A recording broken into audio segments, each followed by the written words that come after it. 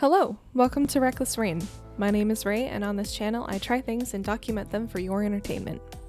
Today I'm revamping one of my older Monster High redesigns from before I was recording them, Frankie Stein. I'm going through and redesigning all of the G1 Monster High ghouls in my style, as I really love the originals and I am a collector, but I'm also an artist with delusions of grandeur. I've been wanting to change my art style for years now, but haven't had the guts to do so until after I posted my last video. So I'm going back now for consistency's sake, and to milk that content cow. The base is fine. Frankie is the daughter of Frankenstein's monster, so I gave her different colored pieces sewn together and carried her prosthetic above her knee with epoxy sculpt, as most prosthetics are not just poking out of your limb. She's just missing some much needed flair. Her outfit is basic and poorly constructed, her shoes were a last-minute decision, and her hair and face are just super lackluster. I didn't have a concept art for this, so I was just going with vibes, basically. All I knew was that I wanted to keep her a little bit more on the alternative side, and I wanted to keep the sweater and skirt combo, and I wanted to crimp her hair and fix the face. So let's start with clothes first. I dyed the fabric off camera and accidentally boiled my finger a little bit. Don't be like me, guys. Be careful, please. Skirt first.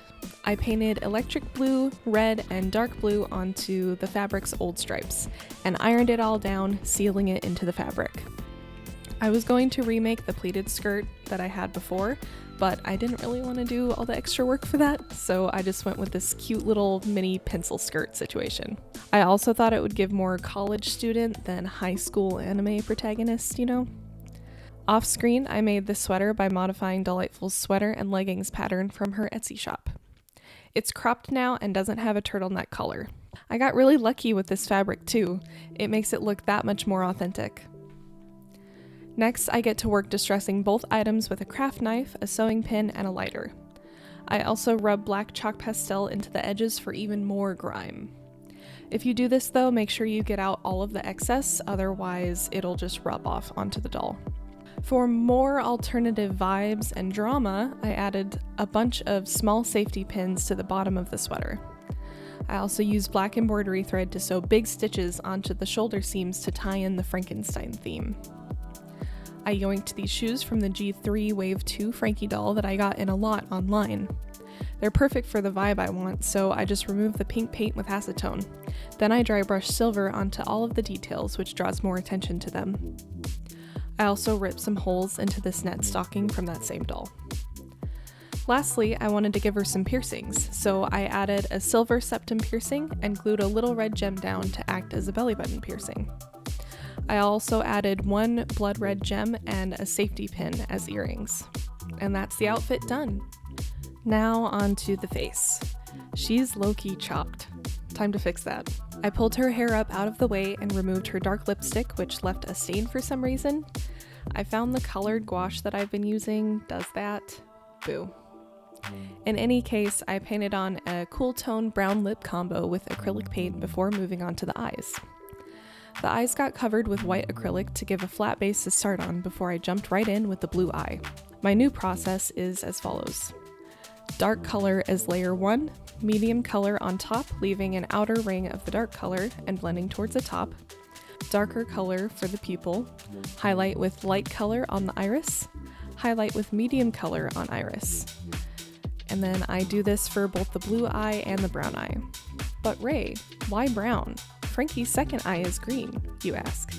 Yes, but I wanted the second eye to seem less like heterochromia and more like this second eye was from another donor, if you will.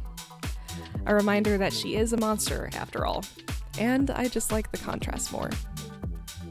There was this spot of chalk pastel that snuck its way onto her cheek, so I decided to use it for her iconic cheek stitches.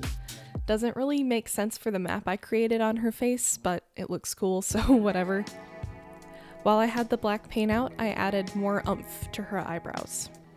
I dust some gray chalk pastels over the tops of the sclera to add dimension, and add the all-important white highlights to the irises, and seal the eyes with matte Mod Podge.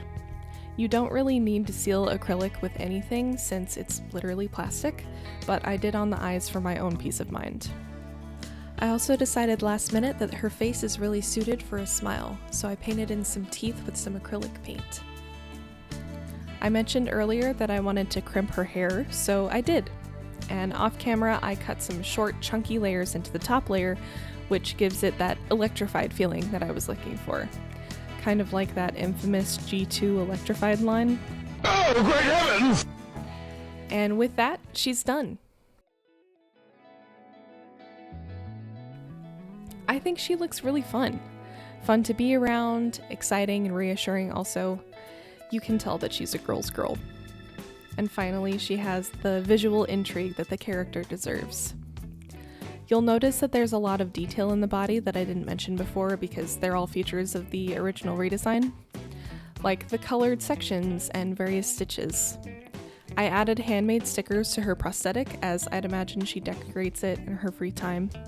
My headcanon is that she lost track of her leg during one of their hijinks towards the end of senior year and had to replace it.